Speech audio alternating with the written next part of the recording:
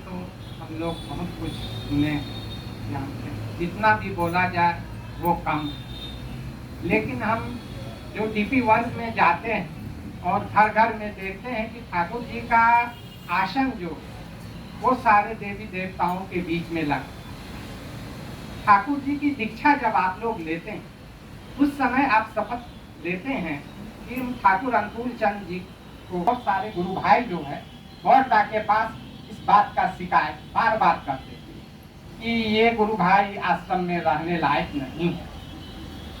तो बड़दा सुन लेते थे, फिर उसको उठा देते थे, चलो भाई तो हो गए। वो बोले कि जो आदमी इतना सुंदर आसन लगाया है उसका सारा अपराध माफ। यजन यासन कीजिएगा तो चला फिरा मंत्र जप लीजिए। तो जब तक आप पहला सेंटेंस नहीं बोलिएगा तो पूरा सेंटेंस कहाँ से जाए कि कोई भी माँ सबसे ज्यादा इसमें हर घर में ठाकुर का अलग एक आसन ऐसे बना के रखिए कि कोई ढूके, जैसे आपके दरवाजे के अंदर जाता है कोई तो सबसे पहले ठाकुर पर नजर पड़ते ही उसका मन खुश हो जाए। परम दयाल श्री श्री ठाकुर आमार पितार पादपद्मे शतकोटि प्रणाम। जगत जननी श्री श्री बड़मार श्री पादपद्मे शतकोटि प्रणाम। श्री श्री बड़दार श्री चरणे शतकोटि प्रणाम।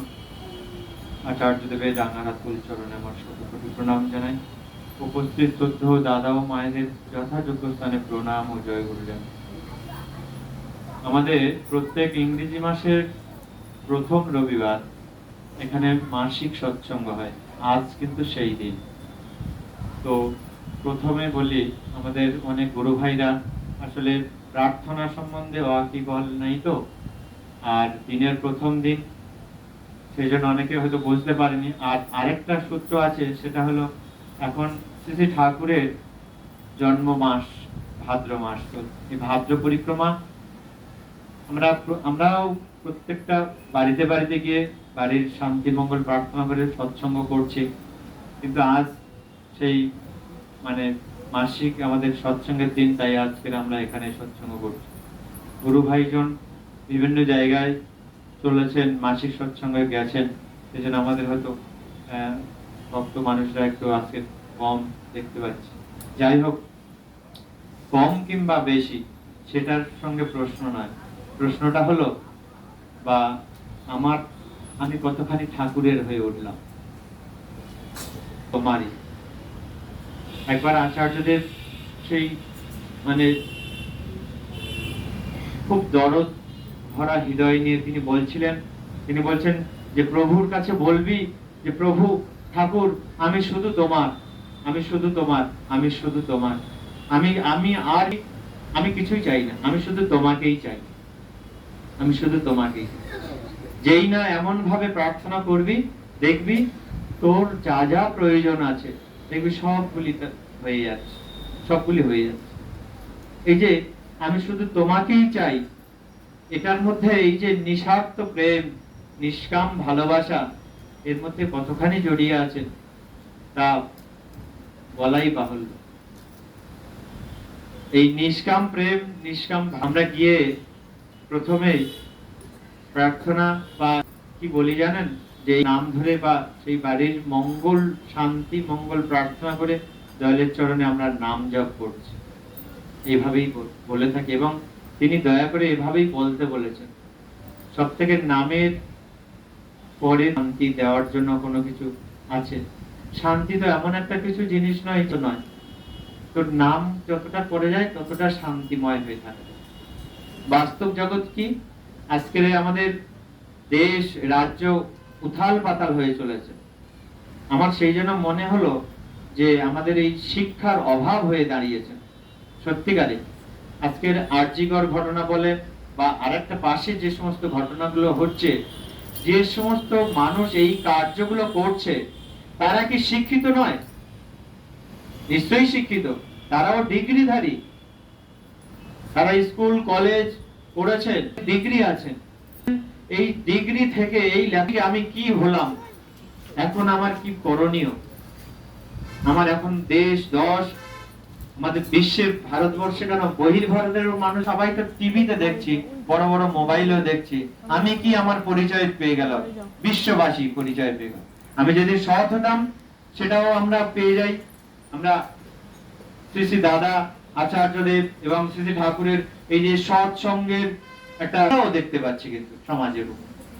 শুধু যে সৎসঙ্গ দেখছি বা শুধু যে অসৎসঙ্গ দেখছি তা নয়, কিন্তু এই দুটোর মধ্যে আমাকে কোন পথ অবলম্বন করার প্রয়োজন বা আমাকে কোন পথে এগিয়ে গেলে আমি নিজে ঠিক ভাবে চলতে পারবো, সেটা কিন্তু বিচার বিচর্যার বিষয়। কিন্তু শ্রী শ্রী ঠাকুর চলার সাথে ওই প্রিয়ব্রত হাজরা চলার সাথে বইটা পড়ছিলেন। আপনাদের জীবনে এখন প্রত্যেকটা চলছে, আপনি কিভাবে চলবেন? সবসময় তো মন্দিরে আসতে পারবেন না, যেমন আজকে অনেকেই আসতে পারছিলেন।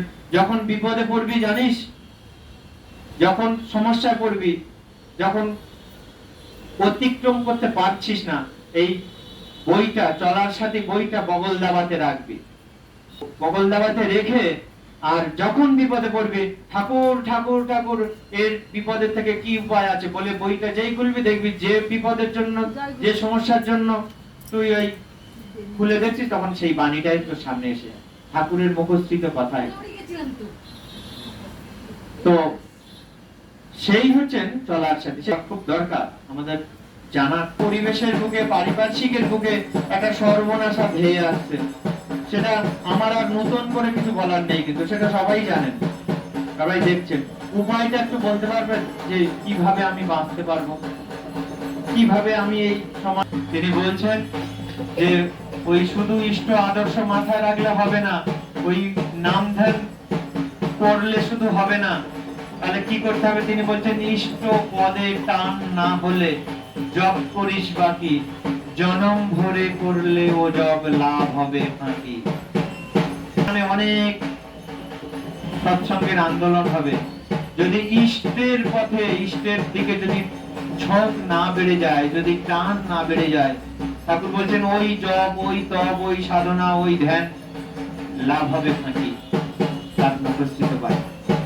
অর্থাৎ আমাদের কর্ম ঠাকুর বাড়ি পাঠাতে হয়, তা আমি যদি রোজ ওই তাড়াতাড়ি দরিদ্র ব্যক্তি এদেরকে যা যা প্রয়োজন আছে সেইগুলো দিয়ে দেব, ঠাকুর বলছেন ওটাও খারাপ জিনিস নয়, তবে জানো অহং, ইগো ভাব, এই অহং যখনই আসবে তখন তোমার তোমার কেন, যখন এই অহং ভাব, উদ্ধত ভাব যখন আসবে তখন কিন্তু হয়ে যাবে। তখন কি মনে ভাব হবে জানেন, এই আমি এই সপ্তাহে 2000 ভিখারিকে খাইয়েছি, আর এই আমি এই অমুক জনের বিপদ থেকে করে, যে এই আমি করে, যে এই আমিত্ব বোধ তখন কিন্তু বেড়ে যাবে।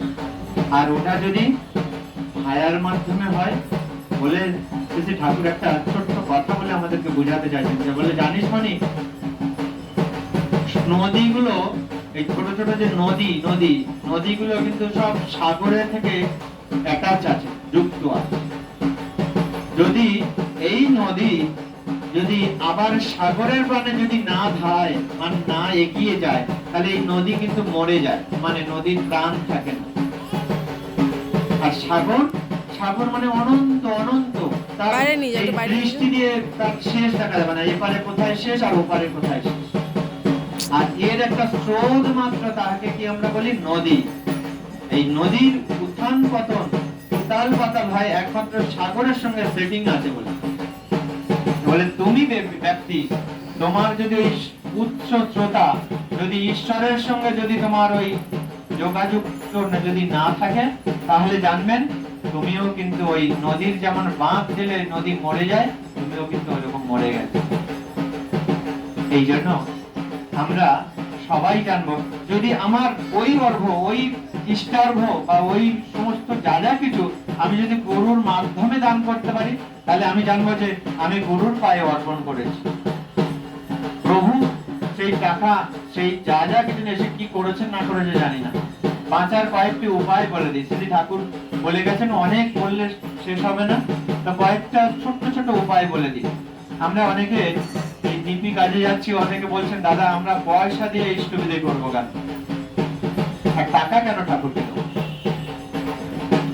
তো যারা এসেছেন অন্তত জেনে গেলে, তাহলে কেউ যদি এরকম ব্যক্তি আপনার সামনে আসে, তাহলে আপনিও কিন্তু রিপ্লাইটা দিতে পারেন। আর যদি আপনার জানা না থাকে, ও তখন বলবে যে দাদা আমি একটা প্রশ্ন করলাম, ও তো উত্তর দিতে পারবে। এই যে আমরা কিন্তু প্রত্যেক দিন সকালে উঠে আমরা কিন্তু অর্থের খুঁজে, অর্থ কিভাবে আমার সন্তান সন্ততি কিভাবে খাবে, কি করবে না করবে, সেই অর্থের পিছনে দৌড়েছি। আমরা টাকাকে কিন্তু বেশি প্রাধান্য দিয়েছি, প্রিয় বলে মনে করেছি, ভালোবেসেছি। এই টাকা ছাড়া সত্যিকারের সমাজে চলা খুব মুশকিল আছে। কিন্তু এটাও ঠিক যে এই অর্থ অনর্থের কারণ হয়ে দাঁড়ায়, কিন্তু এই অর্থ কিন্তু অনর্থের কারণ হয়ে দাঁড়ায়। সেটা আবার অর্থটা যদি ঠিক জায়গার মতো যদি লাগানো যায়, তাহলে এই অর্থ আমার স্বর্গেরও দ্বার খুলে দিতে পারে। একটা সময় ঠাকুর সশরীরে আছেন পাবনা জেলায়, তিনি যখন ছিলেন তার মানে নিজের আবাস গৃহে, তার নিজের বাড়িতে, একজন এরকম সবাই প্রণাম করতে এসেছেন, একজন ওই যে ধান বিক্রি করে এমন একজন ব্যবসায়ী মানুষ এসে প্রণাম করছে ঠাকুরকে। আর ঠাকুর বলছেন এই শোন, তাকে ডেকে নিয়ে বলছেন এই আমাকে 5,000 টাকা দে। কিছু মানে কিছু কোনো কথা নেই, আমাকে 5,000 টাকা দে। সে সময় 5,000 টাকা মানে অনেক মূল্য। হ্যাঁ, তো বলে আগে আমি দেবো। বলে এখন কি আছে? বলে আগে আমি ওই ধান বিক্রি করে আবার ধান কিনতে যাব বলে আমার কাছে 2,500 টাকা আছে, বলে এক্ষুনি দে। কোনো প্রশ্ন করলে না, তার ধান কেনা হবে না, কিন্তু ওই 2,500 টাকা দিয়ে দিলেন। তো 2,500 টাকা নিয়ে নিলেন। বলে এই 2,500 টাকা কখন দিবি? বলে আগে আমার তো কোথায় পাবো? বলে দেখ বাড়িতে তোর সহধর্মিনী, সে হয়তো কিছু টাকা সঞ্চয় করে রেখেছে, গুনে দেখ গিয়া। ঠিক ভাষাটা অন্যরকম ভাবে ছিল, তিনি বলছেন গুনে দেখ গিয়া 2,500 টাকা কিন্তু আমার। বললে আগে আমি বাড়িতে যাব এবং বাড়ি থেকে দেখি আমার, আপনি বলছেন আমার তো জানা নেই, তো আমার বউ সে টাকা কোথায় রেখেছে না রেখেছে, যদি না পাই, যদি না, ঠাকুরকে বলছি যদি না তিনি বউ যদি না জমা করে, আমি তার কাছে ধার করে এনে আপনাকে 2,500 টাকা দেবো। কেন দেবো, কি করবো, কি কারণে, এই সমস্ত কিন্তু প্রশ্ন হয়নি। তো বাড়িতে গেলেন, যথারীতি গিয়ে বলেন, তার বিশেষে জিজ্ঞাসা করছেন, বলছে ঠাকুর টাকা চেয়েছে। উনি বলছেন ঠাকুর টাকা চেয়েছে? এই শোনো শোনো শোনো বলে আর কিছু বলতে লাগলেন। উনি বলেন দেখো দেখুন আমি কাপড়ের ভাঁজে ভাঁজে কিছু টাকা ইয়ে করে করে রেখেছি, তুমি আমার কাছে টাকা দিতে, তো সেই টাকাগুলো রেখেছি, দেখছি দাঁড়াও এই টাকাটা নিয়ে ঠাকুরকে দেবে। ঠাকুর চেয়েছেন আমাদের পরম সৌভাগ্য, এমন ধরো পত্নী, খুব সৌভাগ্যের বিষয় সেই পুরুষ। তো তিনি গিয়ে দেখলেন কাপড়, সেই মায়েরা তো আলমারি বা শোকেসের মধ্যে এরকম কাপড় রাখেন, নতুন নতুন কাপড়গুলো, 10 টাকার নোট, হ্যাঁ, এই 2,500 টাকা আর 2,500 টাকা নিয়ে তিনি বলে 1 টাকাও বেশি হলো না, ওই 2,500 টাকা। উনি ওই বলে বাবা ছলছল করে বউয়ের সামনে কেঁদে ফেলেছেন। বলে তুমি কাঁদছো কেন? এই টাকাটা দিয়ে দিতে হচ্ছে বলে কাঁদছো? বলে না না, আমি কাঁদছি না এই জন্য, কিন্তু তুমি যে টাকাটা যে এইভাবে লেখছো, ঠাকুর জানলো কি করে, সেই জন্য আমি কাঁদছি যে তিনি কত দয়ালু, তিনি কতটা পুঙ্খানুপুঙ্খানু ভাবে দেখেন। বলে যাই হোক, সময় পার হয়ে যাচ্ছে, বলে ওই টাকাটা গুনে নিয়ে এসে ঠাকুরের কাছে, ঠাকুর সেই বাচ্চাদের মতো মানে সেই খেলনার মতো টাকাটা এরকম করে গুনতে গুনতে 2,500 আর 2,500 5,000 টাকা গুনে নিয়ে ধরাস করে এরকম আসনে বসেছিলেন, উঠে দাঁড়িয়েছেন। বলে এরকম ভাবে দেখছে, মানে বাচ্চারা যেরকম খেলনা করে নিয়ে আর টাকাটা এরকম দোলা পাঁচ দিয়েছে। আর উনি বলছেন যে আমার কষ্টের টাকা এরকম দোলা পাঁচরা করছে কেন, না মেজামেজি করছে টাকাটা নের। আর গঙ্গার এই পদ্মা, ওখানে একটা পদ্মা নদী ছিল, পদ্মা নদীর পাড়ে এসে আর এরকম দোলা করে আর ছুঁড়ে ফেলেছে পদ্মার দিকে। মনে একটু সংকোচ হলেই তারপরে ভাবে বসে পড়লো। তো উনি সেই প্রণাম করে বলছেন আগে আমি তাহলে যাই। বলে যা যা, ব্যবসা ভালোই হবে। তো বলছে ব্যবসা ভালো হবে, কাছে তো টাকা নেই, ধান কিনবো ফের আবার বিক্রি করবো, তো কিছুই নেই, তো ব্যবসা ভালো মনে মনে ভাবছে, বলছে না। তো বাড়ি গিয়ে দেখে এক ব্যক্তি এইরকম সাদা পোশাক পরে বলছেন যে জানো আমি, আমার অনেক দূর বাড়ি, আমার কিছু টাকা আমি রেখেছি, আমি তো কোথায় যাব কি করব ভেবে পাচ্ছি না, তো এই টাকাটা যদি তুমি রাখো, আমার না হয় পরে দিয়ে দিও, তুমি যদি রাখো আমার খুব ভালো হয়। বলেন না না, তোমার এই টাকা রাখতে পারবো না, আমার এখন অভাবের সংসার, তোমার এই টাকা নিয়ে আমি কোথায় খরচ করে ফেলবো, তোমাকে দিতে পারবো কি পারবো না। বলে আচ্ছা ঠিক আছে, তুমি রাখো তো বটেই, তোমার যা খরচ করা তুমি তা করো, পরে আমাকে যা দিলে যদি মনে হয় দেবে, নাহলে না দিলে না দেবে। আমি তো ভবঘুরে মানুষ, কোথায় থাকি কোথায় থাকি না, আর আমার একটু কিছু খেতে দেবে। বলে আগে হ্যাঁ খেতে দেবো। তো ঘরে গিয়ে যা খাবার টাবার ছিল একটু ওনাকে দিলেন, খেতে দিলেন, তারপরে উনি কোথায় চলে গেলেন দেখতে পেলেন না। তাহলে ওনার ধান কেনার টাকা কিছু না কিছু সঞ্চয় হলো।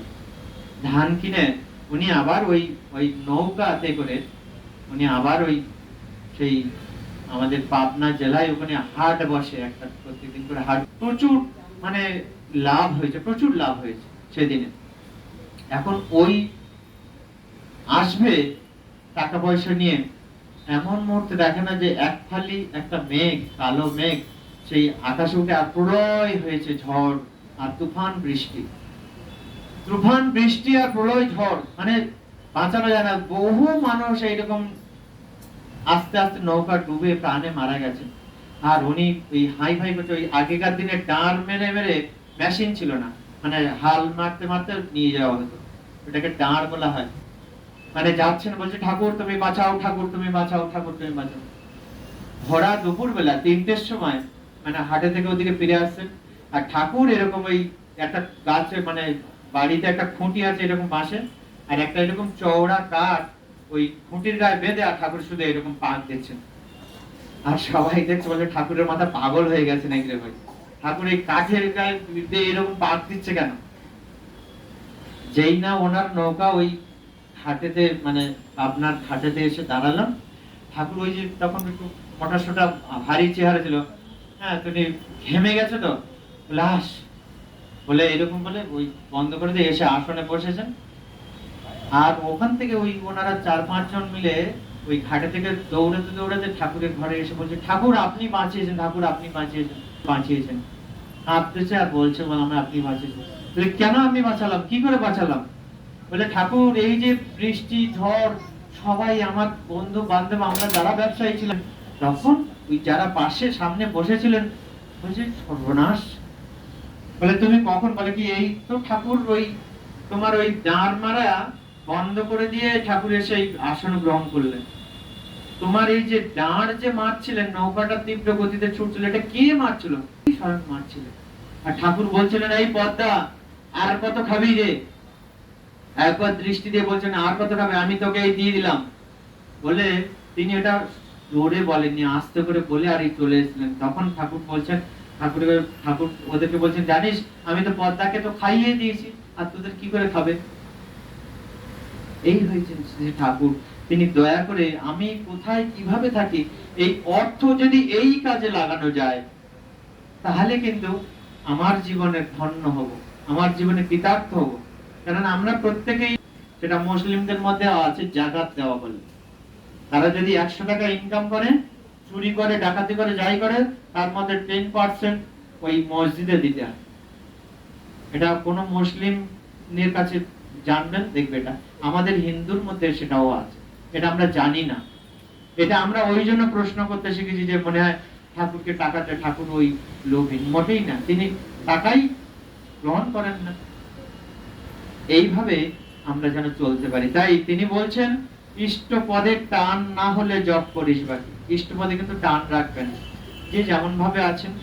আর আরেকটা শেষ কথা বলি, আমাদের ভাদ্র পরিক্রমা চলছে, কালকেরে আমাদের সেই একটু মুকুন্দপুর অনেক দূরে আছেন, হ্যাঁ, তারপরে দিন এই আমাদের উপরে রাজডাঙ্গাতে আছেন।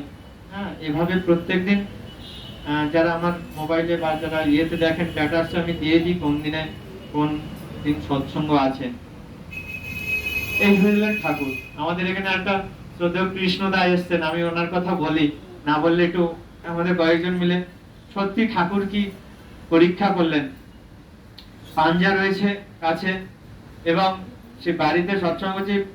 আর কৃষ্ণদা সত্যি সেই নিউ পান্তলায় সত্যি মানে অত্যাধিক পরিশ্রম করে তিনি তার ভক্তির তারতম্যটা ঠাকুর দেখিয়ে দিলেন।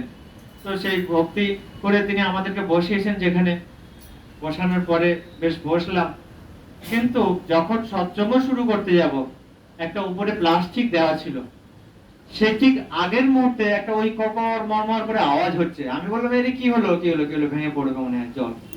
তার সঙ্গে এরকম করে ধরে আছি, তার সঙ্গে সঙ্গে আমরা সেই হারমোনি যা যা কিছু নিয়ে একটা জায়গাতে রাখলাম। এটা টিউনিংটা দেখলাম যে তিনি তার কর্মের মানে সৎসঙ্গ যে কর্মের প্রারম্ভে মানে আগে তিনি দয়া করে আমাদেরকে একটা সেফটি জায়গায় দিলেন।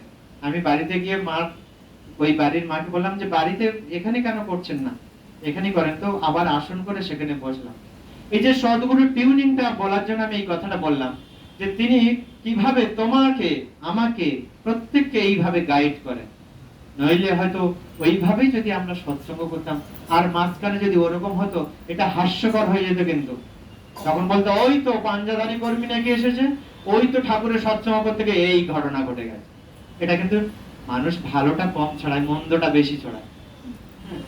তো এটাই বলতে, তাই ঠাকুর এই সংকেত দিলেন। আমি বুঝলাম, আর আমি আপুসে অন্তর থেকে, অন্তরস্থল থেকে কাঁদছি, ঠাকুর যে তুমি এতটা দয়ালু, তুমি এতটা আমাদেরকে গাইড করে চলছো, এতটাই গাইড করে চলছো।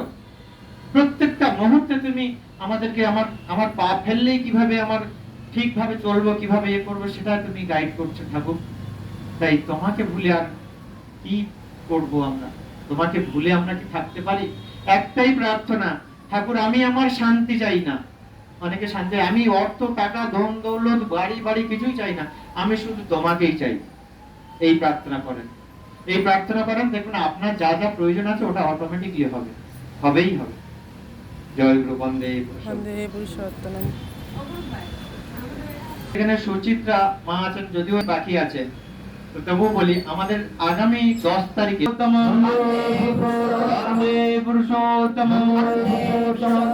পরম প্রেমময় শ্রী ঠাকুর অনুকূল চন্দ্র জি কি, পরম প্রেমময় শ্রী ঠাকুর অনুকূল চন্দ্র জি কি, পরম প্রেমময় শ্রী ঠাকুর অনুকূল চন্দ্র জি কি, পরম আরাধ্যা জগৎ জননী শ্রী বড়মা কি, পরম আরাধ্যা জগৎ জননী শ্রী বড়মা কি, পরম আরাধ্যা জগৎ জননী শ্রী বড়মা কি, পরম পূজ্য পাদ শ্রী বরদা কি, পরম পূজ্য পাদ শ্রী বরদা কি, পরম পূজ্য পাদ শ্রী বরদা কি, পরম পূজ্য পাদ শ্রী আচার্য দেব কি, পরম পূজ্য পাদ শ্রী আচার্য দেব কি, পরম পূজ্য পাদ শ্রী আচার্য দেব কি, সৎসঙ্গ কি, সৎসঙ্গ কি, সৎসঙ্গ কি।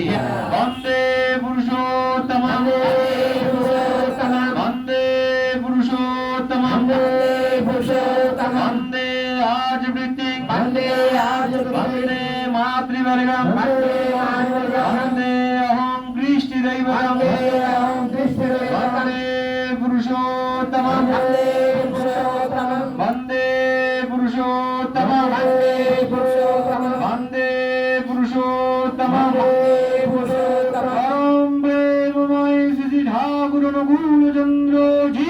হ্যাঁ